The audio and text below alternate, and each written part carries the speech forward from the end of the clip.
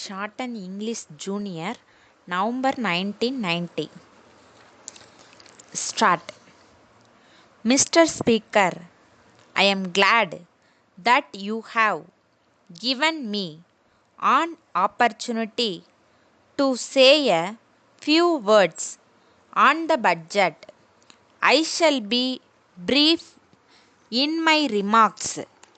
First of all, I would like to refer to rural development. I must say that we have not before us any big scheme for this purpose. The country has been expecting from the new government a statement of policy in this matter. No doubt, two important proposals have been placed before us for consideration. One is about the problem of rural debt, and the other is the supply of drinking water in rural areas. They are very good schemes. I am sure that if they are carried out, they would give a good lead to rural development. At the same time, we are anxious to know how the government are going to find the funds for water supply schemes.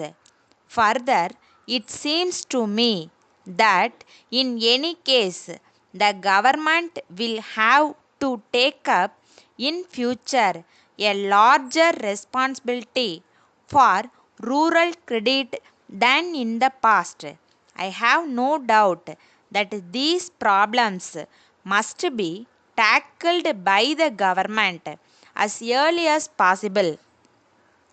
Then I think that the country's future depends not only on large industries but also on small industries.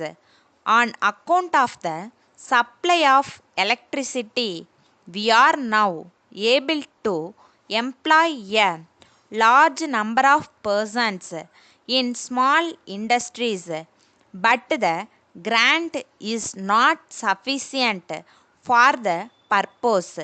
I think it will be good to have a correct knowledge of the economic condition of the country. For this purpose, we must carry out a survey of rural and urban conditions.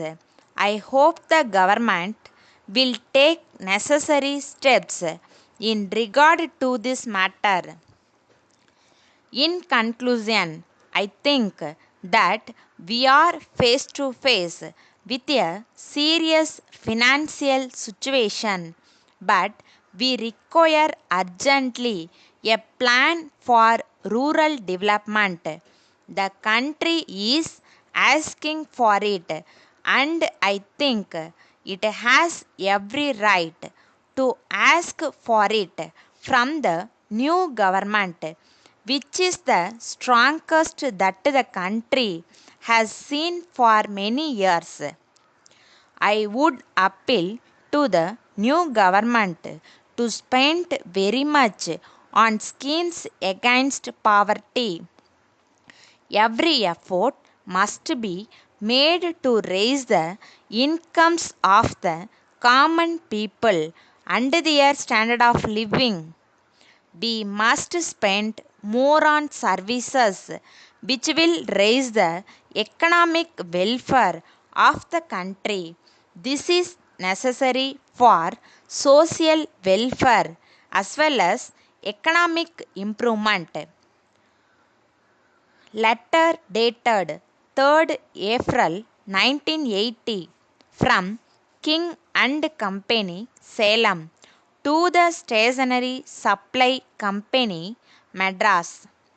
Dear Sirs, we thank you for your letter of 20th March. We have seen your account for the goods supplied to us before sending the check for the amount.